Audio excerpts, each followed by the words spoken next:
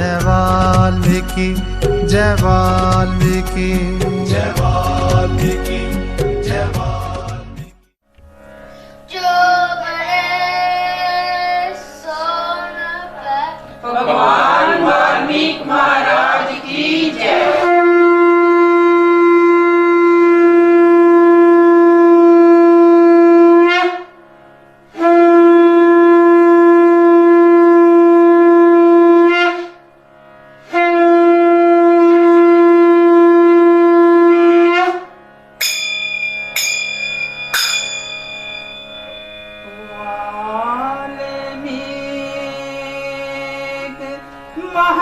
महाराज के चरण कमल धर्मास श्रेष्ठ गुरु तुम जगत के तीन लोक के लाल वाल्मीकि जय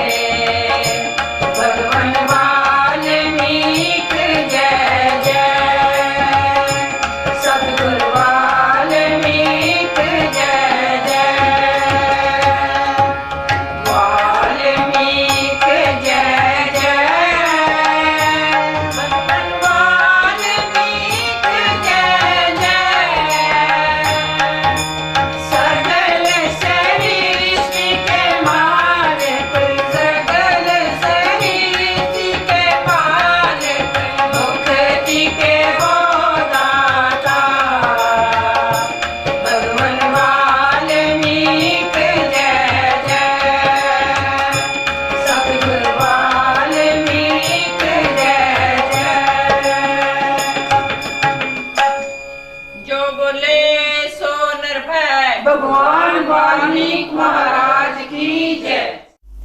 जो बोले सो निरपै भगवान वाल्मीकि महाराज की जय।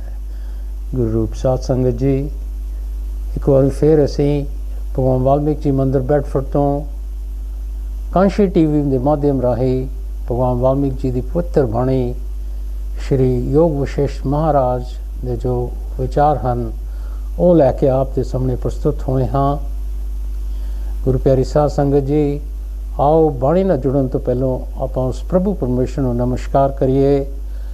सचित आनंद रूप आत्मा नूं जिस विच सर्व जीव पासते हैं ते लीन हुंदे हैं ते स्थित हुंदे हैं ते जिस तो ज्ञाता ज्ञान ते ज्ञान, दृष्टा दर्शन ते दृश्य, करता कारण ते क्रिया सिद्ध हुंदे हैं ते जिस आनंद के कारण करके संपूर्ण विश्व आनंदवान है ते जिस आनंद करके जीव जिउंदे हैं उस आनंद रूप आत्मा नूं नमस्कार है।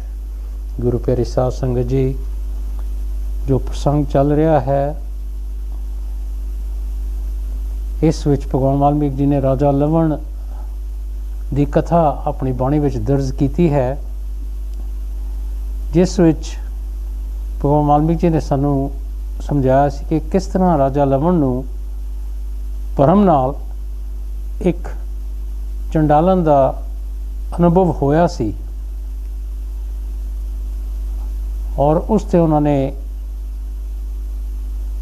प्रसंग लिखा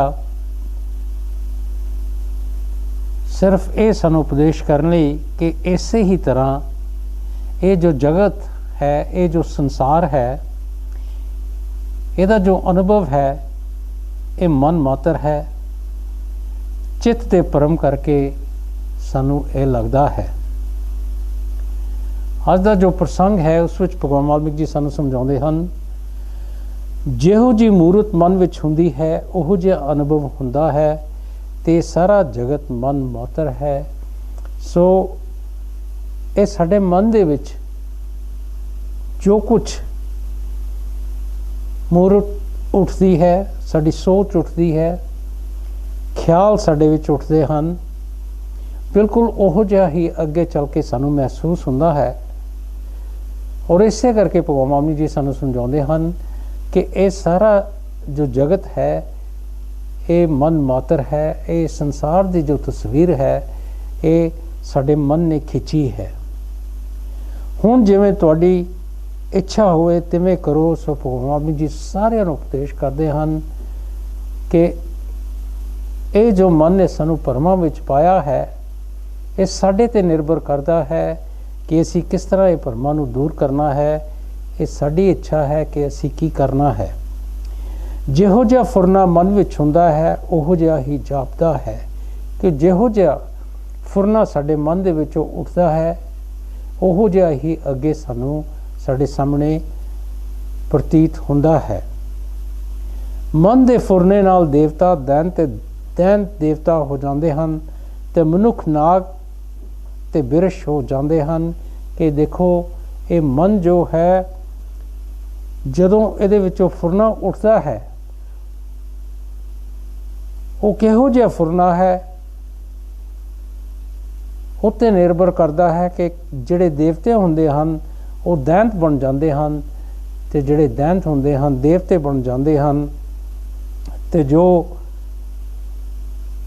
मनुख हुंदे हैं वो मन दे फुरने दा करके नाग बिरश बन जाते हैं।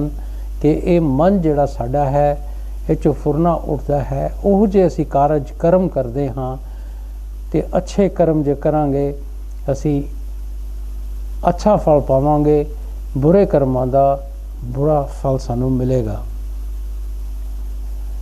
जिवें लवण राजे ने मुसीबत महसूस की सी इसे ही तरह जीव मन दे मगर लग के भरमां दे विच पए होए मुसीबतां झेलदे हन। फिर तो दी भगवान वाल्मीकि ने सानू राजे लवण की उदाहरण दी है कि जिस तरह राजे लवण नूं बहुत मुसीबतां झेलणियां पईयां सी अपने मन का भरम करके, उस ही तरह जिहड़े जीव हैं अपने मन के मगर लग के मुसीबतों दे विच पै जांदे हन। ਮਨ ਦੇ ਫੁਰਨੇ ਨਾਲ ਹੀ ਮਰਨਾ ਤੇ ਜਨਮ ਹੁੰਦਾ ਹੈ, ਤੇ ਸੰਕਲਪ ਤੋਂ ਹੀ ਮਰਦ ਤੋਂ ਇਸਤਰੀ ਤੇ ਇਸਤਰੀ ਤੋਂ ਮਰਦ ਹੋ ਜਾਂਦਾ ਹੈ। ਸੋ ਦੇਖੋ ਭਗਵਾਨ ਵਾਲਮੀਕ ਜੀ ਨੇ ਆਪਣੀ ਬਾਣੀ ਦੇ ਵਿੱਚ ਸਾਨੂੰ ਇੱਕ ਬੜੀ ਸੱਚੀ ਗੱਲ ਦੱਸੀ ਹੈ, ਜੋ ਅਸੀਂ ਸਦੀਆਂ ਤੋਂ ਸੁਣਦੇ ਆਉਂਦੇ ਹਾਂ ਕਿ ਇਹ ਜਿਹੜਾ ਮਨ ਹੈ, ਜੋ ਇਹਦੇ 'ਚੋਂ ਫੁਰਨਾ ਉੱਠਦਾ ਹੈ, ਉਸ ਦਾ ਕਰਕੇ ਹੀ ਸਾਡਾ ਮਰਨਾ ਤੇ ਜੀਣਾ ਬਣਿਆ ਹੈ। ਤੇ ਜਿਹੜਾ ਮਨ ਦੇ ਵਿੱਚ ਸੰਕਲਪ ਹੈ, ਜਿਹੋ ਜਿਹਾ ਸੰਕਲਪ ਹੁੰਦਾ ਹੈ, ਉਸੇ ਹੀ ਤਰ੍ਹਾਂ ਦਾ ਸਾਨੂੰ ਅੱਗੇ ਜਨਮ ਮਿਲਦਾ ਹੈ। ਇੱਕ ਮਰਦ ਤੋਂ ਇਸਤਰੀ ਤੇ ਇਸਤਰੀ ਤੋਂ ਮਰਦ ਜੀਵ ਹੋ ਜਾਂਦਾ ਹੈ।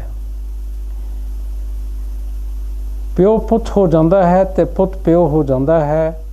ਜਿਵੇਂ ਨਟ ਛੇਤੀ ਹੀ ਆਪਣੇ ਸਵਾਂਗ ਨਾਲ ਅਨੇਕ ਰੂਪ ਧਾਰਦਾ ਹੈ, ਤਿਵੇਂ ਹੀ ਆਪਣੇ ਸੰਕਲਪ ਨਾਲ ਮਨ ਵੀ ਅਨੇਕ ਰੂਪ ਧਾਰਦਾ ਹੈ। ਸੋ ਉਦਾਹਰਨਾਂ ਦੇ ਕੇ ਭਗਵਾਨ ਵਾਲਮੀਕ ਜੀ ਸਾਨੂੰ ਸਮਝਾਉਂਦੇ ਹਨ ਕਿ ਇਹ ਜਿਹੜਾ ਸਾਡਾ ਮਨ ਹੈ, ਇਹਦੀ ਦੇਖੋ ਇਹੋ ਜਿਹੀ ਤਾਕਤ ਹੈ ਕਿ ਜੋ ਇਹਦੇ ਵਿੱਚ ਨਿਸ਼ਚਾ ਬਣਦਾ, ਸੰਕਲਪ ਬਣਦਾ ਹੈ, ਉਹੋ ਜਿਹਾ ਹੀ ਅੱਗੇ ਇਨਸਾਨ ਕਰਦਾ ਹੈ, ਉਹੋ ਜਿਹਾ ਹੀ ਉਹ ਰੂਪ ਧਾਰਦਾ ਹੈ। ਜੀਵ ਨਿਰਾਕਾਰ ਹੈ, ਪਰ ਮਨ ਤੋਂ ਆਕਾਰ ਦੀ ਨਿਆਈ ਲੱਗਦਾ ਹੈ ਕਿ ਇਹ ਜਿਹੜਾ ਜੀਵ ਹੈ, ਦੇਖੋ ਇਹ ਬਗੈਰ ਆਕਾਰ ਤੋਂ ਹੈ। ਪਰ ਇਹ ਜਿਹੜਾ ਸਾਡਾ ਮਨ ਹੈ, ਇਸ ਦਾ ਕਰਕੇ ਸਾਨੂੰ ਇਹ ਜੀਵ ਨਜ਼ਰ ਆਉਂਦਾ ਹੈ। ਉਸ ਮਨ ਵਿੱਚ ਜੋ ਮਨਨ ਹੈ, ਉਹੀ ਮੂੜਤਾ ਹੈ। ਉਸ ਮੂੜਤਾ ਤੋਂ ਜੋ ਵਾਸ਼ਨਾ ਹੋਈ ਹੈ, ਉਸ ਵਾਸ਼ਨਾ ਰੂਪੀ ਪਵਨ ਤੋਂ ਇਹ ਜੀਵ ਰੂਪੀ ਪੱਤਾ ਭਟਕਦਾ ਹੈ ਤੇ ਸੰਕਲਪ ਦੇ ਵਸ ਹੋਇਆ ਸੁਖ ਦੁੱਖ ਤੇ ਡਰ ਨੂੰ ਪ੍ਰਾਪਤ ਹੁੰਦਾ ਹੈ। ਸੋ ਭਗਵਾਨ ਵਾਲਮੀਕ ਜੀ ਸਮਝਾਉਂਦੇ ਹਨ ਕਿ ਇਹ ਜਿਹੜਾ ਸਾਡਾ ਮਨ ਹੈ, ਜਿਹੜੀ ਇਹਦੇ ਵਿੱਚ ਮਨ ਦੀ ਸੋਚ ਹੁੰਦੀ ਹੈ, ਉਹ ਹੀ ਅਸਲ ਦੇ ਵਿੱਚ ਮੂਰਖਤਾ ਹੈ। ਅਸੀਂ ਮਨ ਦੇ ਮਗਰ ਲੱਗਦੇ ਹਾਂ। ਮਨ ਦੇ ਮਗਰ ਲੱਗ ਕੇ ਜੋ ਇਹ ਵਾਸਨਾ ਇਸ ਮਨ ਦੇ ਵਿੱਚੋਂ ਉੱਠਦੀ ਹੈ, ਉਹ ਵਾਸਨਾ ਨੂੰ ਪੂਰੀ ਕਰਨ ਲਈ ਅਸੀਂ ਸੰਸਾਰ ਦੇ ਵਿੱਚ ਭਟਕਦੇ ਹਾਂ। ਇਹ ਵਾਸਨਾ ਰੂਪੀ ਜਿਹੜੀ ਪਵਨ ਹੈ, ਇਸ ਕਰਕੇ ਜੀਵ ਇਸ ਸੰਸਾਰ ਦੇ ਚੁੜਿਆ ਫਿਰਦਾ ਹੈ। ਤੇ ਬਿਲਕੁਲ ਇਸੇ ਕਰਕੇ ਹੀ ਜੀਵ ਸੰਸਾਰ ਦੇ ਵਿੱਚ ਸੁੱਖ ਜਾਂ ਦੁੱਖ ਪ੍ਰਾਪਤ ਕਰਦਾ ਹੈ। ਜਿਵੇਂ ਤੇਲ ਤਿਲਾਂ ਵਿੱਚ ਰਹਿੰਦਾ ਹੈ, ਤਿਵੇਂ ਹੀ ਸੁੱਖ ਦੁੱਖ ਮਨ ਵਿੱਚ ਰਹਿੰਦੇ ਹਨ। ਕਿ ਦੇਖੋ ਤਿਲ ਹੁੰਦੇ ਹਨ, ਉਹਨਾਂ ਦੇ ਵਿੱਚ ਤੇਲ ਹੁੰਦਾ ਹੈ। ਬਿਲਕੁਲ ਇਸੇ ਹੀ ਤਰ੍ਹਾਂ ਇਹ ਜੋ ਅਸੀਂ ਸੁੱਖ ਦੁੱਖ ਪ੍ਰਾਪਤ ਕਰਦੇ ਹਾਂ, ਇਹ ਸਾਡੇ ਮਨ ਦੇ ਵਿੱਚ ਰਹਿੰਦੇ ਹਨ। ਜਿਵੇਂ ਤਿਲਾਂ ਨੂੰ ਕੋਹਲੂ ਵਿੱਚ ਪੀਸਣ ਨਾਲ ਤੇਲ ਨਿਕਲਦਾ ਹੈ, ਤਿਵੇਂ ਮਨ ਨੂੰ ਪਦਾਰਥਾਂ ਦੇ ਸੰਯੋਗ ਨਾਲ ਸੁੱਖ ਦੁੱਖ ਪ੍ਰਗਟ ਹੁੰਦੇ ਹਨ। ਕਿ ਦੇਖੋ ਜਿਸ ਤਰ੍ਹਾਂ ਤਿਲ ਹੁੰਦੇ ਹਨ, ਜਦੋਂ ਉਹਨਾਂ ਨੂੰ ਕੋਹਲੂ ਵਿੱਚ ਪੀਸਿਆ ਜਾਂਦਾ ਹੈ ਤੇ ਉਹਨਾਂ ਦੇ ਵਿੱਚੋਂ ਤੇਲ ਨਿਕਲਦਾ ਹੈ। ਬਿਲਕੁਲ ਇਸੇ ਹੀ ਤਰ੍ਹਾਂ ਇਹ ਜਿਹੜਾ ਮਨ ਹੈ, ਜਦੋਂ ਇਹਦਾ ਪਦਾਰਥਾਂ ਦੇ ਨਾਲ, ਇਹ ਸੰਸਾਰੀ ਪਦਾਰਥਾਂ ਦੇ ਨਾਲ ਇਹਦਾ ਸੰਯੋਗ ਹੁੰਦਾ ਹੈ, ਤਾਂ ਫਿਰ ਸਾਨੂੰ ਸੰਸਾਰ ਦੇ ਵਿੱਚ ਸੁੱਖ ਦੁੱਖ ਮਿਲਦੇ ਹਨ। ਜਿਨ੍ਹਾਂ ਦਾ ਮਨ ਫੁਰਦਾ ਹੈ, ਉਹਨਾਂ ਨੂੰ ਤਰ੍ਹਾਂ ਤਰ੍ਹਾਂ ਦਾ ਦੁਖੀ ਜਗਤ ਜਾਪਦਾ ਹੈ, ਔਰ ਜਿਨ੍ਹਾਂ ਦੇ ਮਨ ਦੇ ਵਿੱਚੋਂ ਵਾਸਨਾ ਰੂਪੀ ਫੁਰਨਾ ਉੱਠਦਾ ਹੈ, ਉਹ ਸੰਸਾਰ ਦੇ ਵਿੱਚ ਤਰ੍ਹਾਂ ਤਰ੍ਹਾਂ ਦੇ ਦੁੱਖ ਭੋਗਦੇ ਹਨ। ਜਿਨ੍ਹਾਂ ਦਾ ਮਨ ਆਤਮ ਪਦ ਵਿੱਚ ਸਥਿਤ ਹੈ, ਉਹਨਾਂ ਨੂੰ ਦੁੱਖ ਵੀ ਨਜ਼ਰ ਨਹੀਂ ਆਉਂਦਾ, ਪਰ ਮਨ ਆਤਮ ਪਦ ਤੋਂ ਚਲਾਇਮਾਨ ਨਹੀਂ ਹੁੰਦਾ। ਸੋ ਭਗਵਾਨ ਵਾਲਮੀਕ ਜੀ ਸਮਝਾਉਂਦੇ ਹਨ। ਪਰ ਦੂਸਰੇ ਪਾਸੇ ਦੇਖੋ, ਉਹ ਵੀ ਜੀਵ ਹਨ ਜਿਨ੍ਹਾਂ ਦਾ ਮਨ ਆਪਣੀ ਆਤਮਾ ਦੇ ਵਿੱਚ ਟਿਕ ਗਿਆ ਹੈ, ਪਰਮਾਤਮਾ ਦੇ ਨਾਲ ਜੁੜ ਗਿਆ ਹੈ, ਔਰ ਉਹਨਾਂ ਨੂੰ ਕੋਈ ਦੁੱਖ ਨਜ਼ਰ ਨਹੀਂ ਆਉਂਦਾ। ਔਰ ਇੱਕ ਵਾਰੀ ਇਨਸਾਨ ਜਦੋਂ ਪਰਮਾਤਮਾ ਦੇ ਨਾਲ ਜੁੜ ਜਾਂਦਾ ਹੈ, ਫਿਰ ਇਹ ਜਿਹੜਾ ਮਨ ਹੈ, ਜਿੰਨੀ ਵੀ ਕੋਸ਼ਿਸ਼ ਕਰ ਲਵੇ, ਉਸ ਨੂੰ ਪਰਮਾਤਮਾ ਤੋਂ ਦੂਰ ਨਹੀਂ ਕਰ ਸਕਦਾ, ਆਪਣੀ ਆਤਮਾ ਤੋਂ ਦੂਰ ਨਹੀਂ ਕਰ ਸਕਦਾ। ਜਿਵੇਂ ਘੋੜੇ ਦਾ ਸਵਾਰ ਜੰਗ ਵਿੱਚ ਜਾ ਪੈਂਦਾ ਹੈ, ਤਾਂ ਵੀ ਘੋੜਾ ਉਸ ਦੇ ਕਾਬੂ ਰਹਿੰਦਾ ਹੈ, ਤਿਵੇਂ ਹੀ ਉਸ ਦਾ ਮਨ ਜੋ ਵਿਸਥਾਰ ਵੱਲ ਜਾਂਦਾ ਹੈ, ਤਾਂ ਵੀ ਕਾਬੂ ਹੀ ਰਹਿੰਦਾ ਹੈ। ਸੋ ਬੜੀ ਸੋਹਣੀ ਮਿਸਾਲ ਦੇ ਕੇ ਭਗਵਾਨ ਵਾਲਮੀਕ ਜੀ ਸਾਨੂੰ ਸਮਝਾਉਂਦੇ ਹਨ ਕਿ ਜਿਸ ਤਰ੍ਹਾਂ ਘੋੜੇ ਦਾ ਜੋ ਸਵਾਰ ਹੁੰਦਾ ਹੈ ਉਹ ਲੜਾਈ ਲੱਗੀ ਹੁੰਦੀ ਹੈ ਉਹਦੇ 'ਚ ਜਾ ਪੈਂਦਾ ਹੈ, ਪਰ ਜਿਹੜਾ ਘੋੜਾ ਹੁੰਦਾ ਹੈ ਉਸ ਦੇ ਕਾਬੂ ਵਿੱਚ ਰਹਿੰਦਾ ਹੈ। ਬਿਲਕੁਲ ਇਸੇ ਹੀ ਤਰ੍ਹਾਂ ਜਿਹਨੇ ਆਪਣੇ ਮਨ ਨੂੰ ਕਾਬੂ ਵਿੱਚ ਕਰ ਲਿਆ ਹੈ ਉਹ ਭਾਵੇਂ ਸੰਸਾਰੀ ਵਿਸਤਾਰ ਵੱਲ ਜਾਵੇ ਪਰ ਉਹਦਾ ਮਨ ਕਾਬੂ ਵਿੱਚ ਰਹੇਗਾ। ਉਹਦੇ ਵਿੱਚੋਂ ਜਿਹੜੀ ਵਾਸਨਾ ਹੈ ਸੰਸਾਰੀ ਉਹ ਨਿਕਲ ਜਾਵੇਗੀ ਤੇ ਉਹ ਸੰਸਾਰ ਤੋਂ ਬੇਮੁਖ ਹੋ ਜਾਂਦਾ ਹੈ। ਉਹ ਮਨ ਤੇ ਆਤਮਾ ਦੇ ਵਿੱਚ, ਪਰਮਾਤਮਾ ਦੇ ਵਿੱਚ ਟਿਕ ਜਾਂਦਾ ਹੈ। ਜਦ ਮਨ ਦੀ ਚਪਲਤਾ ਵਿਰਾਗ ਤੋਂ ਦੂਰ ਹੁੰਦੀ ਹੈ ਤਦ ਮਨ ਕਾਬੂ ਹੋ ਜਾਂਦਾ ਹੈ ਕਿ ਇਹ ਜਿਹੜਾ ਮਨ ਹੈ ਇਸ ਦੀ ਚਪਲਤਾ, ਇਹਦੀ ਜਿਹੜੀ ਦੌੜ ਭੱਜ ਹੈ, ਇਹਦੇ 'ਚ ਜਿਹੜੀ ਵਾਸਨਾ ਹੈ, ਇਹਦੇ ਵਿੱਚ ਜਿਹੜਾ ਅਹੰਕਾਰ ਹੈ ਉਹ ਕਿਸ ਤਰ੍ਹਾਂ ਦੂਰ ਹੋ ਸਕਦਾ ਹੈ। ਜਿੰਨੀ ਦੇਰ ਤੱਕ ਉਹ ਦੂਰ ਨਹੀਂ ਹੋਏਗਾ ਉਨੀ ਦੇਰ ਤੱਕ ਸਾਡਾ ਮਨ ਹੈ ਉਹ ਕਾਬੂ ਨਹੀਂ ਹੋਏਗਾ। ਔਰ ਭਗਵਾਨ ਵਾਲਮੀਕ ਜੀ ਸਾਨੂੰ ਯੁਕਤੀ ਦੱਸੀ ਹੈ ਕਿ ਇਹ ਵਿਰਾਗ ਦੇ ਨਾਲ ਇਹ ਮਨ ਜਿਹੜਾ ਹੈ ਸਾਡੇ ਕਾਬੂ ਵਿੱਚ ਆਉਂਦਾ ਹੈ। ਜਦੋਂ ਸਾਡੇ ਵਿੱਚ ਵਿਰਾਗ ਪੈਦਾ ਹੁੰਦਾ ਹੈ, ਜਦੋਂ ਅਸੀਂ ਆਪਣੇ ਆਪ ਨੂੰ ਸਵਾਲ ਪੁੱਛਦੇ ਹਾਂ ਕਿ ਮੈਂ ਕੌਣ ਹਾਂ, ਕਿੱਥੋਂ ਆਇਆ ਹਾਂ, ਕਿੱਥੇ ਜਾਣਾ ਹੈ, ਜਦੋਂ ਇਹ ਸਵਾਲਾਂ ਦਾ ਅਸੀਂ ਜਵਾਬ ਲੱਭਣ ਲਈ ਸੰਤ ਮਹਾਤਮਾ ਦੀ ਸੰਗਤ ਕਰਦੇ, ਸਤਸੰਗ ਦੇ ਵਿੱਚ ਆਉਂਦੇ, ਬਾਣੀ ਨੂੰ ਪੜ੍ਹਦੇ ਸੁਣਦੇ ਹਾਂ ਤਾਂ ਫਿਰ ਸਾਨੂੰ ਆਪਣੇ ਸਵਾਲਾਂ ਦਾ ਜਵਾਬ ਮਿਲਦਾ ਹੈ। ਤਾਂ ਫਿਰ ਸਾਡਾ ਜਿਹੜਾ ਮਨ ਹੈ ਉਹ ਸਾਡੇ ਕਾਬੂ ਵਿੱਚ ਆ ਜਾਵੇਗਾ। ਜਿਵੇਂ ਬੰਧਨਾਂ ਕਰਕੇ ਹਾਥੀ ਕਾਬੂ ਹੁੰਦਾ ਹੈ, ਤਿਵੇਂ ਹੀ ਜਿਸ ਮਨੁੱਖ ਦਾ ਮਨ ਕਾਬੂ ਹੁੰਦਾ ਹੈ ਤੇ ਸੰਸਾਰ ਵੱਲੋਂ ਉਪਰਾਮ ਹੋ ਕੇ ਆਤਮ ਪਦ ਵਿੱਚ ਸਥਿਰ ਹੁੰਦਾ ਹੈ, ਉਹ ਸਰੇਸ਼ ਮਹਾਂਪੁਰਖ ਅਖਵਾਉਂਦਾ ਹੈ ਕਿ ਦੇਖੋ ਹਾਥੀ ਹੁੰਦਾ ਹੈ, ਕਿੰਨਾ ਤਾਕਤਵਰ ਉਹ ਜਾਨਵਰ ਹੈ, ਉਹਨੂੰ ਵੀ ਬੰਨਿਆ ਜਾ ਸਕਦਾ ਹੈ।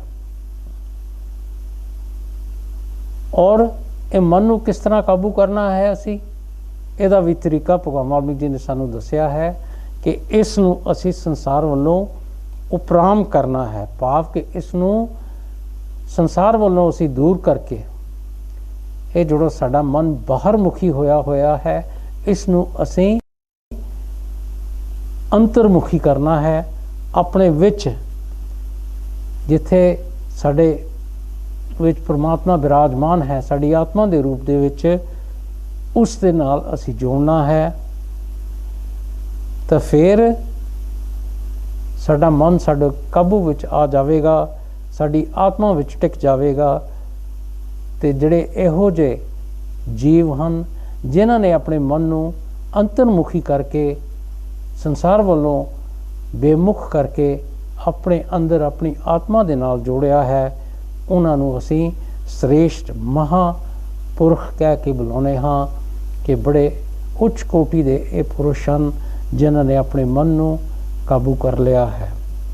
ਜਿਸ ਦਾ ਮਨ ਸੰਸਾਰ ਵੱਲ ਦੌੜਦਾ ਹੈ ਉਹ ਦਲਦਲ ਦਾ ਕੀੜਾ ਹੈ, ਤੇ ਜਿਸ ਦਾ ਮਨ ਅਚਲ ਹੈ ਤੇ ਸ਼ਾਸਤਰ ਦੀ ਅਥ ਰੂਪੀ ਸੰਗ ਤੇ ਸੰਸਾਰ ਵੱਲੋਂ ਨਿਵਰਤ ਹੋ ਕੇ ਇਕਾਗਰ ਭਾਵ ਵਿੱਚ ਟਿਕਿਆ ਹੈ ਤੇ ਆਤਮ ਪਦ ਦੇ ਧਿਆਨ ਵਿੱਚ ਜੁੜਿਆ ਹੈ, ਉਹ ਸੰਸਾਰ ਦੇ ਬੰਧਨ ਤੋਂ ਮੁਕਤ ਹੋ ਜਾਂਦਾ ਹੈ।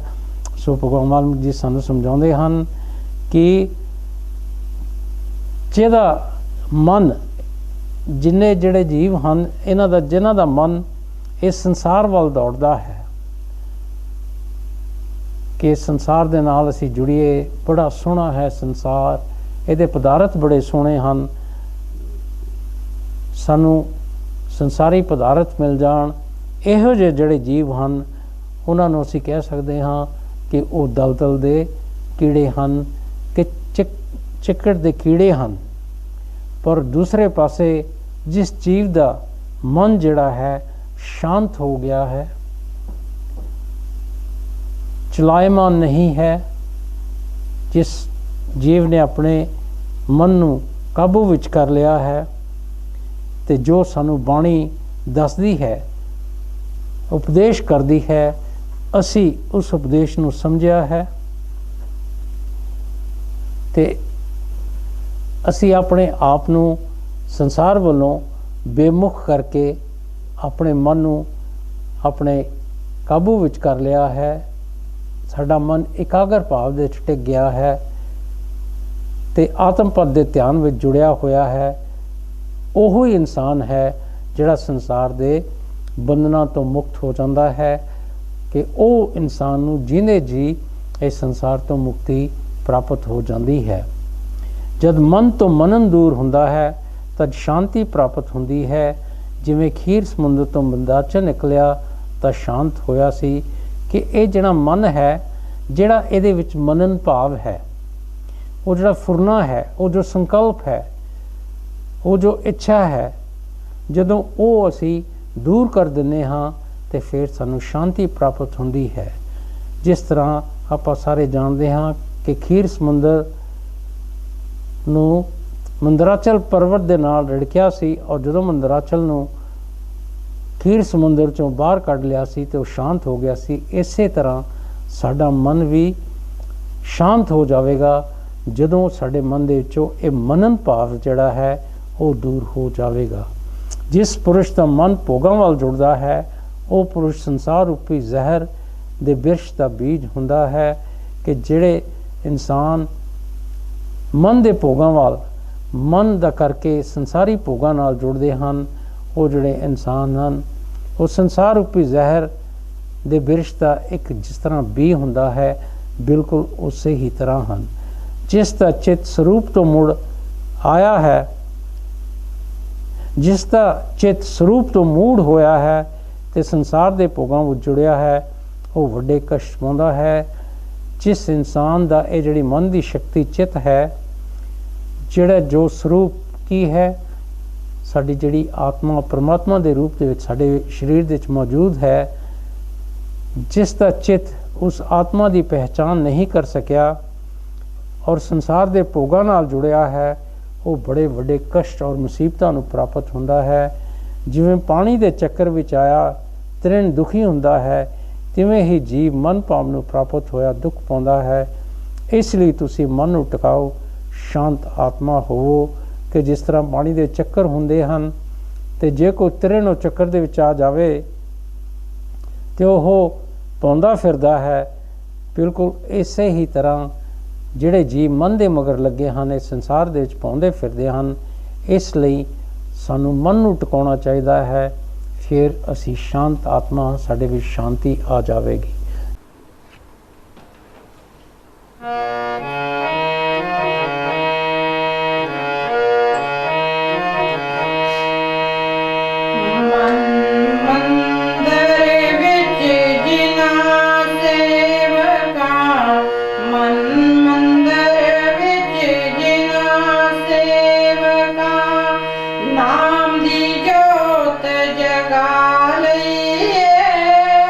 वाल्मीकि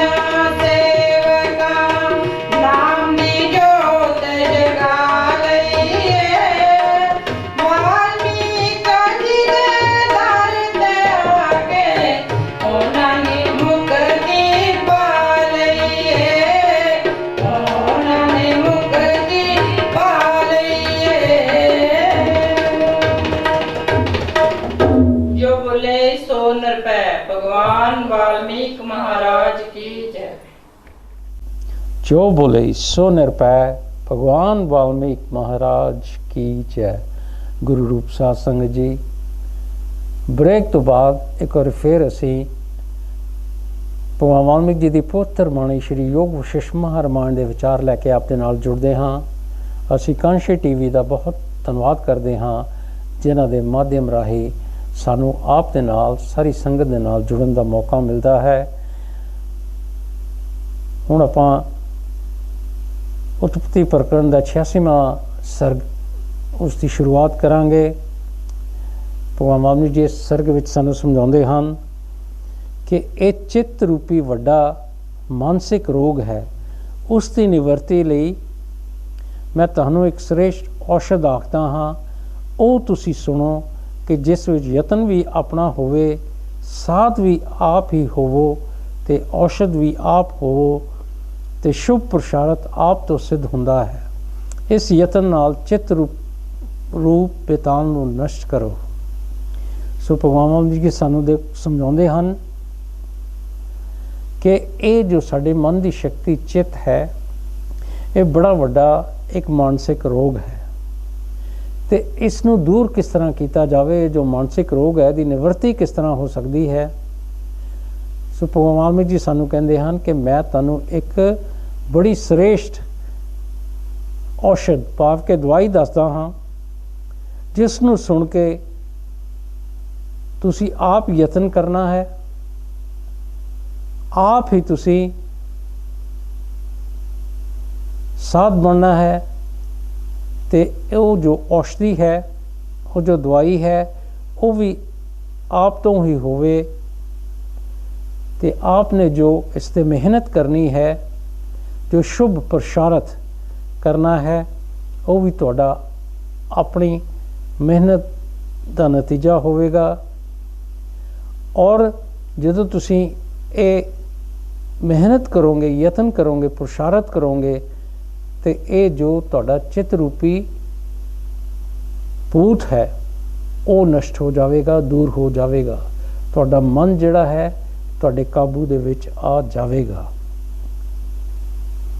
ਭਗਵਾਨ ਵਾਲਮੀਕ ਜੀ ਸਮਝਾਉਂਦੇ ਹਨ, ਜੋ ਕੁਝ ਤੁਹਾਨੂੰ ਰਸ ਵਾਲਾ ਪਦਾਰਥ ਨਜ਼ਰ ਆਵੇ, ਉਹਨਾਂ ਦਾ ਤਿਆਗ ਕਰੋ। ਕਿ ਇਹ ਜਿਹੜੇ ਰਸ ਵਾਲੇ ਸੰਸਾਰਿਕ ਪਦਾਰਥ ਸਾਨੂੰ ਨਜ਼ਰ ਆਉਂਦੇ ਹਨ, ਸਭ ਤੋਂ ਪਹਿਲੋਂ ਅਸੀਂ ਇਹਨਾਂ ਦਾ ਤਿਆਗ ਕਰਨਾ ਹੈ। ਕਿਉਂਕਿ ਅਸੀਂ ਇਹ ਜਿਹੜੇ ਸੰਸਾਰੀ ਪਦਾਰਥ ਹਨ, ਦੇਖਣ ਨੂੰ ਬੜੇ ਸੋਹਣੇ ਰਸਦਾਰ ਲੱਗਦੇ ਹਨ, ਅਸੀਂ ਉਹਨਾਂ ਦੇ ਨਾਲ ਆਪਣੇ ਆਪ ਨੂੰ ਜੋੜਦੇ, ਉਹਨਾਂ ਨੂੰ ਪ੍ਰਾਪਤ ਕਰਨ ਦੀ ਕੋਸ਼ਿਸ਼ ਕਰਦੇ ਹਾਂ ਤੇ ਅਸੀਂ ਉਹਨਾਂ ਹੀ ਉਸ ਪ੍ਰਭੂ ਪਰਮੇਸ਼ਰ ਤੋਂ ਦੂਰ ਹੋਣੇ ਜਾਂਦੇ ਹਾਂ। ਸੋ ਇਹਨਾਂ ਦਾ ਤਿਆਗ ਕਰਾਂਗੇ ਸਭ ਤੋਂ ਪਹਿਲੋਂ, ਤਾਂ ਫਿਰ ਸਾਡੀ ਜਿਹੜੀ ਵਾਸਨਾ ਦੂਰ ਹੋਵੇਗੀ ਤਾਂ ਫਿਰ ਅਸੀਂ ਸਮਾਂ ਕੱਢ ਕੇ ਉਸ ਪ੍ਰਭੂ ਪਰਮੇਸ਼ਵਰ ਦੇ ਨਾਲ, ਆਪਣੀ ਆਤਮਾ ਦੇ ਨਾਲ ਵੀ ਜੁੜਾਂਗੇ। ਜਦ ਵਾਂਛਿਤ ਪਦਾਰਥਾਂ ਦਾ ਤਿਆਗ ਕਰੋਗੇ ਤਦ ਮਨ ਨੂੰ ਜਿੱਤ ਲਵੋਗੇ ਤੇ ਅਚਲ ਪਦ ਨੂੰ ਪ੍ਰਾਪਤ ਹੋਵੋਗੇ। ਜਦੋਂ ਤੁਸੀਂ ਇਹ ਜਿਹੜੀ ਸਾਡੇ ਵਾਂਛਿਤ ਭਾਵ ਕਿ ਜਿਹੜੇ ਸਾਡੀ ਇਹ ਦੌੜ ਭੱਜ ਲੱਗੀ ਸੰਸਾਰ ਦੇ, ਸਾਨੂੰ ਆਹ ਪਦਾਰਥ ਮਿਲ ਜਾਵੇ, ਧਨ ਦੌਲਤ ਮਿਲ ਜਾਵੇ, ਜਦੋਂ ਇਹ ਪਦਾਰਥਾਂ ਦਾ ਅਸੀਂ ਤਿਆਗ ਕਰ ਦੇਵਾਂਗੇ ਤੇ ਆਪਣੇ ਮਨ ਨੂੰ ਅਸੀਂ ਜਿੱਤ ਲਵਾਂਗੇ ਤੇ ਫਿਰ ਅਸੀਂ ਸ਼ਾਂਤ ਹੋ ਜਾਵਾਂਗੇ, ਦੌੜ ਭੱਜ ਸਾਡੀ ਖਤਮ ਹੋ ਜਾਵੇਗੀ। ਕਿਉਂਕਿ ਸਾਡੇ ਵਿੱਚ ਵਾਸਨਾ ਹੈ, ਮਨ ਦੇ ਮਗਰ ਅਸੀਂ ਲੱਗੇ ਹੋਏ ਹਾਂ। ਔਰ ਜੋ ਮਨ ਸਾਨੂੰ, ਇਹ ਮਨ ਦੀ ਸ਼ਕਤੀ ਚਿੱਤ ਹੈ, ਇਹ ਜੋ ਕੁਝ ਸਾਨੂੰ ਦੱਸਦਾ ਹੈ ਕਿ ਦੇਖੋ ਇਹ ਸੰਸਾਰ ਹੈ, ਇਹਦੇ ਪਦਾਰਥ ਬੜੇ ਸੋਹਣੇ ਹਨ, ਇਹਨਾਂ ਨੂੰ ਪਾਉਣ ਦੀ ਕੋਸ਼ਿਸ਼ ਕਰੋ, ਇਹ ਹੀ ਸਾਨੂੰ ਟਿਕਣ ਨਹੀਂ ਦਿੰਦੇ। ਇਹ ਪਦਾਰਥ ਪਾਉਣ ਦੇ ਸਾਡੀ ਦੌੜ ਭੱਜ ਲੱਗੀ ਹੋਈ ਹੈ, ਕੋਈ ਸ਼ਾਂਤੀ ਨਹੀਂ ਹੈ ਸਾਨੂੰ। ਪਰ ਜਦੋਂ ਅਸੀਂ ਆਪਣੇ ਮਨ ਨੂੰ ਇਸ ਸੰਸਾਰੀ ਭੋਗ ਪਦਾਰਥਾਂ ਵੱਲੋਂ ਰੋਕ ਕੇ ਅੰਤਰਮੁਖੀ ਕਰਾਂਗੇ ਤਾਂ ਸਾਡਾ ਮਨ ਸ਼ਾਂਤ ਹੋ ਜਾਵੇਗਾ। ਜਿਵੇਂ ਲੋਹੇ ਨੂੰ ਲੋਹਾ ਕੱਟਦਾ ਹੈ, ਤਿਵੇਂ ਹੀ ਮਨ ਨਾਲ ਮਨ ਨੂੰ ਕੱਟੋ ਤੇ ਯਤਨ ਕਰਦੇ ਸ਼ੁਭ ਗੁਣਾਂ ਨਾਲ ਚਿੱਤ ਰੂਪੀ ਬਤਾਲ ਨੂੰ ਦੂਰ ਕਰੋ। ਸੋ ਦੇਖੋ ਕਿੰਨੀ ਸੋਹਣੀ ਉਦਾਹਰਨ ਦਿੱਤੀ ਹੈ ਭਗਵਾਨ ਵਾਲਮੀਕ ਜੀ ਨੇ ਕਿ ਜਿਸ ਤਰ੍ਹਾਂ ਲੋਹੇ ਨੂੰ ਲੋਹਾ ਕੱਟਦਾ ਹੈ, ਬਿਲਕੁਲ ਇਸੇ ਹੀ ਤਰ੍ਹਾਂ ਇਹ ਮਨ ਜਿਹੜਾ ਹੈ, ਇਸ ਨੂੰ ਮਨ ਦੇ ਨਾਲ ਕੱਟਣ ਦਾ ਸਾਨੂੰ ਯਤਨ ਕਰਨਾ ਚਾਹੀਦਾ ਹੈ।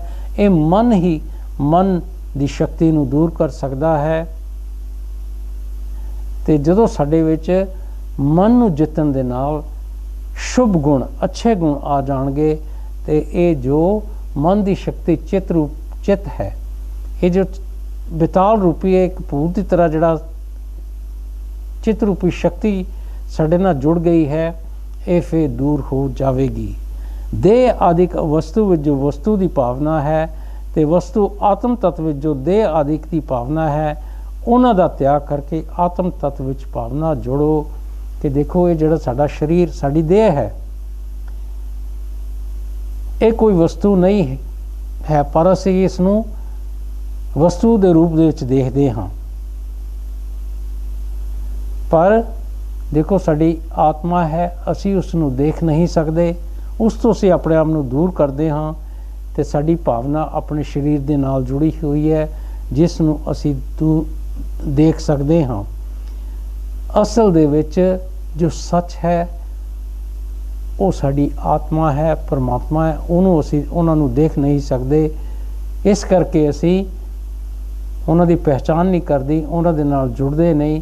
ਔਰ ਜਿਹੜੀ ਚੀਜ਼ ਨੂੰ ਅਸੀਂ ਦੇਖਦੇ ਹਾਂ, ਕਿ ਭਾਵ ਜਿਸ ਤਰ੍ਹਾਂ ਇਹ ਸਾਡਾ ਸਰੀਰ ਹੈ, ਉਸ ਦੇ ਨਾਲ ਅਸੀਂ ਜੁੜਦੇ ਹਾਂ। ਤੇ ਅਸੀਂ ਇਸ ਭੱਜ ਦੌੜ ਦੇ ਵਿੱਚ ਲੱਗੇ ਹੋਏ ਹਾਂ ਕਿ ਸਾਡੀ ਸਰੀਰਕ ਜ਼ਰੂਰਤਾਂ ਜਿਹੜੀਆਂ ਹਨ ਉਹ ਪੂਰੀਆਂ ਹੋਣ। ਜਿਵੇਂ ਚਿੱਤ ਵਿੱਚ ਪਦਾਰਥਾਂ ਦੀ ਚਿੰਤਨਾ ਹੁੰਦੀ ਹੈ, ਤਿਵੇਂ ਹੀ ਆਤਮ ਪਦ ਪਾਉਣ ਦੀ ਚਿੰਤਨਾ ਨਾਲ ਸਤਕਰਮ ਦੀ ਸ਼ੁੱਧਤਾ ਲੈ ਕੇ ਚਿੱਤ ਨੂੰ ਯਤਨ ਕਰਕੇ ਪਰਮਾਤਮਾ ਵੱਲ ਜੋੜੋ ਤੇ ਸਾਰੀ ਵਾਸਨਾ ਨੂੰ ਤਿਆਗ ਕੇ ਇਕਾਗਰਤਾ ਕਰੋ, ਤਦ ਪਰਮ ਪਦ ਦੀ ਪ੍ਰਾਪਤੀ ਹੋਵੇਗੀ। ਸੋ ਭਗਵਾਨ ਵਾਲਮੀਕ ਜੀ ਦੇਖੋ, ਜੋ ਵੀ ਸਾਨੂੰ ਉਪਦੇਸ਼ ਕਰਦੇ, ਉਸ ਦੇ ਨਾਲ ਯੁਕਤੀ ਵੀ ਦੱਸਦੇ ਹਨ ਕਿ ਅਸੀਂ ਕਿਸ ਤਰ੍ਹਾਂ ਯੁਕਤੀ ਪੂਰਵਕ ਅਸੀਂ ਆਪਣੇ ਮਨ ਨੂੰ ਜਿੱਤ ਕੇ ਆਪਣਾ ਮਨੋਰਥ ਪੂਰਾ ਕਰਨਾ ਹੈ। ਕਿ ਦੇਖੋ, ਇਹ ਚਿੱਤ ਹੈ, ਇਹਦੇ ਵਿੱਚ ਹਮੇਸ਼ਾ ਪਦਾਰਥਾਂ ਦੀ ਚਿੰਤਨਾ ਲੱਗੀ ਰਹਿੰਦੀ ਹੈ ਕਿ ਸਾਨੂੰ ਆ ਵੀ ਮਿਲ ਜਾਵੇ, ਆ ਵੀ ਮਿਲ ਜਾਵੇ।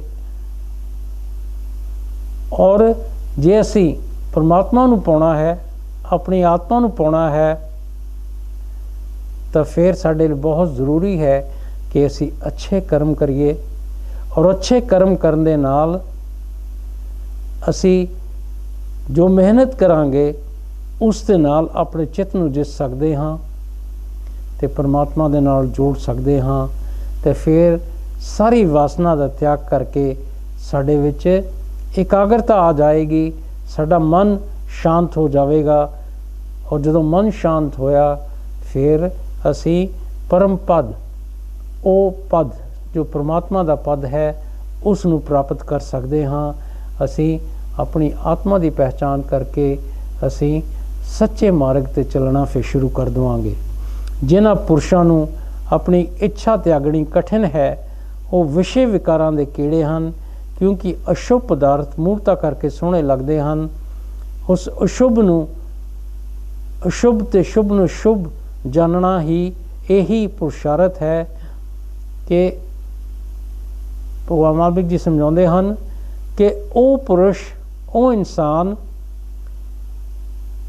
ਜਿਹੜੇ ਆਪਣੀ ਇੱਛਾ ਦਾ ਤਿਆਗ ਕਰਨਾ ਬਹੁਤ ਮੁਸ਼ਕਿਲ ਸਮਝਦੇ ਹਨ, ਉਹ ਇਹ ਸੰਸਾਰੀ ਵਿਸ਼ੇ ਵਿਕਾਰਾਂ ਦੇ ਕੀੜੇ ਹਨ। ਕਿਉਂਕਿ ਇਹ ਜਿਹੜੇ ਸੰਸਾਰੀ ਅਸ਼ੁਭ ਪਦਾਰਥ ਹਨ, ਆਉਣ ਜਾਣ ਵਾਲੇ ਹਨ, ਕਦੀ ਆ ਜਾਂਦੇ ਹਨ, ਕਦੀ ਚਲੇ ਜਾਂਦੇ ਹਨ।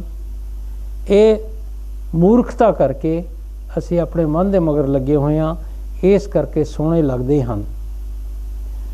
ਪਰ ਸਾਨੂੰ ਕੀ ਕਰਨਾ ਚਾਹੀਦਾ? ਅਸ਼ੁਭ ਨੂੰ ਅਸ਼ੁਭ, ਜੋ ਅੱਛਾ ਹੈ ਉਸ ਨੂੰ ਅੱਛਾ, ਔਰ ਜੋ ਮਾੜਾ ਹੈ ਉਸ ਨੂੰ ਮਾੜਾ ਜਾਣਨਾ, ਇਹੀ ਹੀ ਸਾਡੇ ਲਈ ਸਭ ਤੋਂ ਵੱਡਾ ਪੁਰਸ਼ਾਰਥ ਹੈ ਕਿ ਅਸੀਂ ਸੱਚ ਦੀ ਪਹਿਚਾਣ ਕਰੀਏ, ਝੂਠ ਤੋਂ ਆਪਣੇ ਆਪ ਨੂੰ ਦੂਰ ਕਰੀਏ, ਜੋ ਅੱਛਾ ਹੈ ਉਸ ਦੇ ਨਾਲ ਜੁੜੀਏ, ਜੋ ਮਾੜਾ ਹੈ ਉਸ ਦਾ ਤਿਆਗ ਕਰੀਏ। ਸਭ ਤੋਂ ਵੱਡਾ ਪੁਰਸ਼ਾਰਥ ਇਹੀ ਹੈ। ਪੁਰਸ਼ਾਰਥ ਕੀ ਹੁੰਦਾ ਹੈ ਕਿ ਜਿਸ ਤਰ੍ਹਾਂ ਸਾਨੂੰ ਬਾਣੀ ਦੱਸਦੀ ਹੈ, ਉਸ ਦੇ ਹਿਸਾਬ ਦੇ ਨਾਲ ਅਸੀਂ ਮਿਹਨਤ ਕਰਾਂਗੇ, ਯਤਨ ਕਰਾਂਗੇ, ਤਾਂ ਉਹ ਬਾਣੀ ਦੇ ਨਾਲ ਜੋ ਅਸੀਂ ਬਾਣੀ ਤੋਂ ਉਪਦੇਸ਼ ਲੈ ਕੇ ਜੋ ਕੁਝ ਅਸੀਂ ਆਪਣੇ ਜੀਵਨ ਦੇ ਵਿੱਚ ਕਰਦੇ ਹਾਂ ਉਹ ਹੀ ਅਸਲ ਦੇ ਵਿੱਚ ਪੁਰਸ਼ਾਰਥ ਹੈ। ਸ਼ੁਭ ਅਸ਼ੁਭ ਦੋਵੇਂ ਪਹਿਲਵਾਨ ਹਨ ਔਰ ਦੋਹਾਂ ਵਿੱਚ ਜਿਹੜਾ ਬਲੀ ਹੁੰਦਾ ਹੈ ਉਸ ਦੀ ਜੈ ਹੁੰਦੀ ਹੈ। ਦੇਖੋ ਸ਼ੁਭ ਅਸ਼ੁਭ, ਚੰਗਾ ਔਰ ਮਾੜਾ, ਇਹ ਦੋਨੋਂ ਪਹਿਲਵਾਨਾਂ ਦੀ ਤਰ੍ਹਾਂ ਹਨ ਔਰ ਜਿਹੜਾ ਇਹ ਦੋਹਾਂ ਵਿੱਚੋਂ ਤਕੜਾ ਹੁੰਦਾ ਹੈ ਉਹਦੀ ਹੀ ਜਿੱਤ ਹੁੰਦੀ ਹੈ। ਇਸ ਲਈ ਛੇਤੀ ਹੀ ਪੁਰਸ਼ ਯਤਨ ਕਰਕੇ ਆਪਣੇ ਚਿੱਤ ਨੂੰ ਜਿੱਤੋ। ਸੋ ਇਸ ਕਰਕੇ ਸਾਡੇ ਲਈ ਬਹੁਤ ਜ਼ਰੂਰੀ ਹੈ ਕਿ ਅਸੀਂ ਛੇਤੀ ਤੋਂ ਛੇਤੀ ਪੁਰਸ਼ਾਰਥ ਕਰੀਏ, ਯਤਨ ਕਰੀਏ, ਮਿਹਨਤ ਕਰੀਏ, ਅਭਿਆਸ ਕਰੀਏ ਔਰ ਆਪਣੇ ਚਿੱਤ ਨੂੰ ਅਸੀਂ, ਇਹ ਮਨ ਦੀ ਸ਼ਕਤੀ ਜੋ ਹੈ ਚਿੱਤ, ਉਸ ਨੂੰ ਅਸੀਂ ਜਿੱਤੀਏ। ਜਦ ਤੁਸੀਂ ਅਚਿਤ ਹੋਵੋਗੇ ਤਦ ਯਤਨ ਬਿਨਾ ਆਤਮ ਪਦ ਨੂੰ ਪ੍ਰਾਪਤ ਹੋਵੋਗੇ। ਜਦੋਂ ਅਸੀਂ ਆਪਣੇ ਮਨ ਨੂੰ ਚਿੱਤ ਕੇ, ਇਹ ਚਿੱਤ ਮਨ ਦੀ ਸ਼ਕਤੀ ਜੋ ਚਿੱਤ ਹੈ ਇਸ ਦੀ ਸ਼ਕਤੀ ਨੂੰ ਖਤਮ ਕਰ ਦੇਵਾਂਗੇ ਤਾਂ ਫਿਰ ਅਸੀਂ ਛੇਤੀ ਹੀ ਆਤਮ ਪਦ ਭਾਵ ਕਿ ਉਹ ਪਰਮਾਤਮਾ ਨੂੰ ਪਾ ਲਵਾਂਗੇ, ਆਪਣੀ ਆਤਮਾ ਦੇ ਵਿੱਚ ਟਿਕ ਜਾਵਾਂਗੇ। ਜਿਵੇਂ ਬਦਲਾਂ ਤੋਂ ਬਗੈਰ ਯਤਨ ਬਿਨਾ ਸੂਰਜ ਦਿਸਦਾ ਹੈ, ਤਿਵੇਂ ਹੀ ਆਤਮ ਪਦ ਦੇ ਅੱਗੇ ਚਿੱਤ ਦਾ ਫੁਰਨਾ ਜੋ ਬਦਲ ਵਾਂਗ ਪੜਦਾ ਹੈ ਉਸ ਦਾ ਜਦ ਅਭਾਵ ਹੋਵੇਗਾ ਤਦ ਬਿਨਾਂ ਯਤਨ ਸਿੱਧ ਆਤਮ ਪਦ ਜਾਪੇਗਾ। ਸੋ ਚਿੱਤ ਨੂੰ ਟਿਕਾਉਣ ਦਾ ਮੰਤਰ ਵੀ ਆਪ ਤੋਂ ਹੁੰਦਾ ਹੈ।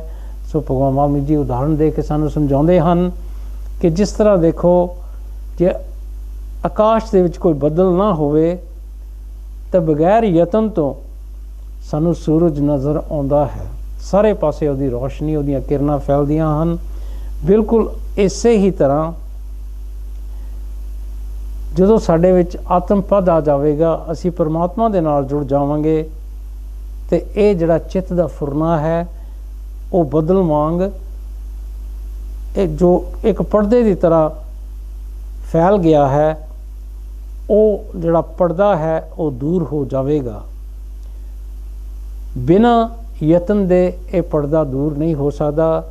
ਜੇ ਅਸੀਂ ਆਪਣੇ ਭਰਮ ਭੁਲੇਖਿਆਂ ਨੂੰ ਦੂਰ ਕਰਨਾ ਹੈ ਤਾਂ ਆਪਣੇ ਚਿੱਤ ਨੂੰ ਟਿਕਾਉਣਾ ਹੈ ਤੇ ਇਹ ਜੋ ਪਰਮਾਂ ਦਾ ਬੱਦਲ ਹੈ ਉਸ ਨੂੰ ਦੂਰ ਕਰਨਾ ਹੈ। ਇਹ ਚਿੱਤ ਦਾ ਜਿਹੜਾ ਫੁਰਨਾ ਹੈ, ਵਾਸਨਾ ਰੂਪੀ, ਅਹੰਕਾਰ ਰੂਪੀ, ਉਸ ਨੂੰ ਦੂਰ ਕਰਨਾ ਹੈ। ਇਹ ਹੀ ਇੱਕ ਮੰਤਰ ਹੈ ਕਿ ਆਪਣੇ ਭਰਮ ਭੁਲੇਖਿਆਂ ਨੂੰ ਦੂਰ ਕਰਕੇ, ਆਪਣੀ ਵਾਸਨਾ ਨੂੰ ਦੂਰ ਕਰਕੇ ਆਪਣੀ ਮਨ ਦੀ ਸ਼ਕਤੀ ਨੂੰ ਖਤਮ ਕਰਨਾ ਹੈ। ਤੇ ਇਹ ਮੰਤਰ ਹੈ ਜਿਸ ਦੇ ਨਾਲ ਅਸੀਂ ਆਤਮ ਪਦ ਭਾਵ ਕਿ ਪਰਮਾਤਮਾ ਦੇ ਨਾਲ ਜੁੜ ਸਕਦੇ ਹਾਂ ਔਰ ਆਪਣੀ ਆਤਮਾ ਦੇ ਨਾਲ ਟਿਕ ਸਕਦੇ ਹਾਂ। ਜਿਸ ਨੂੰ ਆਪਣਾ ਚਿੱਤ ਕਾਬੂ ਕਰਨ ਦੀ ਵੀ ਸ਼ਕਤੀ ਨਹੀਂ, ਉਸ ਨੂੰ ਲਾਹਨਤ ਹੈ, ਉਹ ਮਨੁੱਖਾਂ ਵਿੱਚੋਂ ਖੋਤਾ ਹੈ।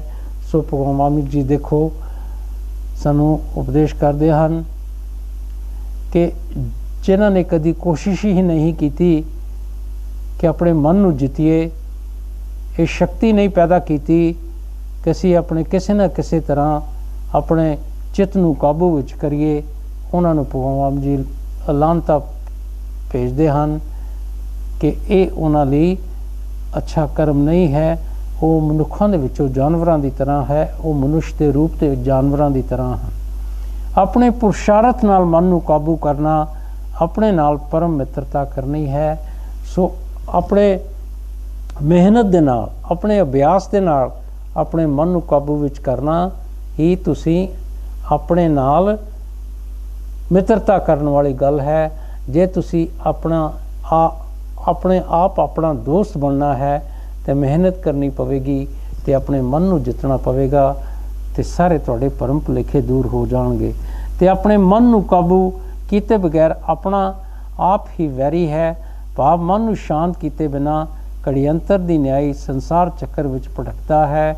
ਸੋ ਭਗਵਾਨ ਵਾਲਮੀਕ ਜੀ ਸਮਝਾਉਂਦੇ ਹਨ ਕਿ ਆਪਣੇ ਮਨ ਨੂੰ ਜੇ ਅਸੀਂ ਕਾਬੂ ਵਿੱਚ ਨਾ ਕੀਤਾ, ਇਹ ਕਾਬੂ ਕੀਤੇ ਬਗੈਰ ਅਸੀਂ ਆਪਣੇ ਖੁਦ ਆਪਣੇ ਆਪ ਦੇ ਵੈਰੀ ਬਣੇ ਹੋਏ ਹਾਂ ਤੇ ਸਾਨੂੰ ਕਦੀ ਵੀ ਸ਼ਾਂਤੀ ਦੀ ਪ੍ਰਾਪਤੀ ਨਹੀਂ ਹੋਵੇਗੀ। ਮਨ ਸਾਨੂੰ ਟਿਕਣ ਨਹੀਂ ਦੇਵੇਗਾ ਜੇ ਅਸੀਂ ਕਾਬੂ ਨਾ ਕਰਾਂਗੇ। ਜਿਸ ਤਰ੍ਹਾਂ ਦੇਖੋ ਇੱਕ ਪੁਤਲੀ ਹੁੰਦੀ ਹੈ ਉਹ ਰੱਸੀ ਦੇ ਨਾਲ ਬੰਨੀ ਹੋਈ ਕਦੀ ਉੱਪਰ ਕਦੀ ਨੀਚੇ ਜਾਂਦੀ ਹੈ, ਬਿਲਕੁਲ ਇਸੇ ਹੀ ਤਰ੍ਹਾਂ ਸਾਡਾ ਮਨ ਜਿਹੜਾ ਹੈ ਇਹ ਸਾਨੂੰ ਸੰਸਾਰ ਚੱਕਰ ਵਿੱਚ ਭਟਕਾਉਂਦਾ ਫਿਰਦਾ ਹੈ। ਜਿਨ੍ਹਾਂ ਮਨੁੱਖਾਂ ਨੇ ਮਨ ਨੂੰ ਸ਼ਾਂਤ ਕੀਤਾ ਹੈ ਉਹਨਾਂ ਨੂੰ ਬਹੁਤ ਲਾਭ ਹੋਇਆ ਹੈ। ਉਹ ਹੀ ਮਨੁੱਖਾਂ ਨੇ ਲਾਭ ਦੀ ਪ੍ਰਾਪਤੀ ਕੀਤੀ ਹੈ ਜਿਨ੍ਹਾਂ ਨੇ ਆਪਣੇ ਮਨ ਨੂੰ ਸ਼ਾਂਤ ਕਰ ਲਿਆ ਹੈ, ਆਪਣੇ ਮਨ ਦੀ ਸ਼ਕਤੀ ਚਿੱਤ ਨੂੰ ਖਤਮ ਕਰ ਦਿੱਤਾ ਹੈ। ਮਨ ਨੂੰ ਮਾਰਨ ਦਾ ਮੰਤਰ ਇਹੀ ਹੈ ਕਿ ਦ੍ਰਿਸ਼ ਵੱਲੋਂ ਚਿੱਤ ਨੂੰ ਨਿਵਰਤ ਕਰੇ ਤੇ ਆਤਮ ਚੇਤਨ ਸਮਿਤ ਵਿੱਚ ਜੋੜੇ। ਆਤਮ ਚਿੰਤਨ ਕਰਕੇ ਚਿੱਤ ਨੂੰ ਮਾਰਨਾ ਸੁਖ ਰੂਪ ਹੈ। ਮਨ ਨੂੰ ਮਾਰਨ ਦਾ ਸਭ ਤੋਂ ਵੱਡਾ ਮੰਤਰ ਇਹੀ ਹੈ ਕਿ ਦ੍ਰਿਸ਼ ਭਾਵ ਕੇ ਸੰਸਾਰ ਵੱਲੋਂ ਆਪਣੇ ਚਿੱਤ ਨੂੰ ਦੂਰ ਕਰੋ। ਇਹ ਸਾਡੇ ਮਨ ਦੀ ਸ਼ਕਤੀ ਜੋ ਚਿੱਤ ਹੈ ਉਹਦਾ ਜਿਹੜਾ ਰਿਸ਼ਤਾ ਸੰਸਾਰ ਦੇ ਨਾਲ ਬਣਿਆ ਹੋਇਆ ਹੈ ਉਹ ਰਿਸ਼ਤੇ ਨੂੰ ਅਸੀਂ ਖਤਮ ਕਰਨਾ ਹੈ ਤੇ ਆਤਮ ਚੇਤਨਾ ਦੇ ਵਿੱਚ ਅਸੀਂ ਕੋਸ਼ਿਸ਼ ਕਰਨੀ ਹੈ ਕਿ ਸਾਡੇ ਜਿਹੜੀ ਆਤਮਾ ਨੂੰ ਅਸੀਂ ਕਿਸ ਤਰ੍ਹਾਂ ਉਸ ਦੀ ਪਹਿਚਾਣ ਕਰਨੀ ਹੈ, ਕਿਸ ਤਰ੍ਹਾਂ ਉਸ ਦੇ ਨਾਲ ਅਸੀਂ ਜੁੜਨਾ ਹੈ। ਜੇ ਆਤਮ ਚਿੰਤਨ ਕਰਾਂਗੇ ਅਸੀਂ ਤੇ ਸਾਡੇ ਲਈ ਸਾਡੇ ਚਿੱਤ ਨੂੰ ਮਾਰਨਾ ਬੜਾ ਸੌਖਾ ਹੋ ਜਾਵੇਗਾ। ਇੱਛਾ ਤੋਂ ਮਨ ਪੁਸ਼ ਰਹਿੰਦਾ ਹੈ। ਜਦੋਂ ਸਾਡੇ ਵਿੱਚੋਂ ਇੱਛਾ ਦੂਰ ਹੋ ਜਾਂਦੀ ਹੈ ਤਾਂ ਸਾਡਾ ਮਨ ਸਾਡੇ ਕਾਬੂ ਵਿੱਚ ਆ ਜਾਵੇਗਾ। ਜਦੋਂ ਇੱਛਾ ਹੁੰਦੀ ਹੈ ਤੇ ਮਨ ਵੀ ਪੁਸ਼ ਰਹਿੰਦਾ ਹੈ। ਜਦ ਅੰਦਰੋਂ ਇੱਛਾ ਨਿਵਰਤ ਹੁੰਦੀ ਹੈ ਤਦ ਮਨ ਸ਼ਾਂਤ ਹੋ ਜਾਂਦਾ ਹੈ ਤੇ ਜਦ ਮਨ ਸ਼ਾਂਤ ਹੁੰਦਾ ਹੈ ਤਦ ਗੁਰੂ ਤੇ ਸ਼ਾਸਤਰਾਂ ਦੇ ਉਪਦੇਸ਼ ਤੇ ਮੰਤਰ ਆਦਿਕਾਂ ਦੀ ਜ਼ਰੂਰਤ ਨਹੀਂ ਰਹਿੰਦੀ। ਸੋ ਦੇਖੋ ਭਗਵਾਨ ਵਾਲਮੀਕ ਜੀ ਨੇ ਸਾਨੂੰ ਕਿੰਨਾ ਸੋਹਣਾ ਉਪਦੇਸ਼ ਦਿੱਤਾ ਹੈ ਔਰ ਸਾਨੂੰ ਯੁਕਤੀ ਵੀ ਦੱਸੀ ਹੈ ਕਿ ਜਦੋਂ ਸਾਡੇ ਅੰਦਰੋਂ ਇਹ ਜਿਹੜੀ ਇੱਛਾ ਹੈ ਇਹ ਦੂਰ ਹੋ ਜਾਵੇਗੀ ਤੇ ਸਾਡਾ ਮਨ ਆਪਣੇ ਆਪ ਹੀ ਸ਼ਾਂਤ ਹੋ ਜਾਵੇਗਾ। ਤੇ ਜਦੋਂ ਮਨ ਸ਼ਾਂਤ ਹੁੰਦਾ ਹੈ ਤੇ ਫਿਰ ਜੋ ਗੁਰੂ ਤੇ ਇਹ ਜੋ ਸੱਚੀ ਬਾਣੀ ਹੈ, ਜਿਸ ਤਰ੍ਹਾਂ ਭਗਵਾਨ ਵਾਲਮੀਕ ਜੀ ਨੇ ਸਾਨੂੰ ਇਹ ਬਾਣੀ ਦਿੱਤੀ ਹੈ, ਉਸ ਤੋਂ ਜੋ ਸਾਨੂੰ ਉਪਦੇਸ਼ ਮਿਲਦਾ ਹੈ ਉਹਦਾ ਜੋ ਮੰਤਰ ਹੈ ਉਹਨੂੰ ਅਸੀਂ ਪਾ ਕੇ ਫਿਰ ਸਾਨੂੰ ਇਹ ਸੰਸਾਰੀ ਭੋਗ ਪਦਾਰਥਾਂ ਦੀ ਕੋਈ ਜ਼ਰੂਰਤ ਨਹੀਂ ਰਹੇਗੀ। ਸਾਡਾ ਮਨ ਸ਼ਾਂਤ ਹੋ ਜਾਵੇਗਾ, ਸਾਡੇ ਭਰਮ ਭੁਲੇਖੇ ਦੂਰ ਹੋ ਜਾਣਗੇ ਤੇ ਅਸੀਂ ਆਪਣੇ ਮਨ ਨੂੰ ਜਿੱਤ ਕੇ ਸੁਖੀ ਹੋ ਜਾਵਾਂਗੇ, ਪਰਮਾਤਮਾ ਦੇ ਨਾਲ ਜੁੜ ਜਾਵਾਂਗੇ। ਗੁਰੂ ਪਿਆਰੀ ਸਾਧ ਸੰਗਤ ਜੀ, ਅੱਜ ਦੇ ਪ੍ਰਸੰਗ ਦੀ ਸਮਾਪਤੀ ਵੱਲ ਅਸੀਂ ਆ ਰਹੇ ਹਾਂ। ਅਗਲੇ ਹਫਤੇ ਫਿਰ ਆਪ ਦੇ ਨਾਲ ਜੁੜਾਂਗੇ। ਜੋ ਬੋਲੇ ਸੋ ਨਿਰਭੈ। ਭਗਵਾਨ ਵਾਲਮੀਕ महाराज की जय।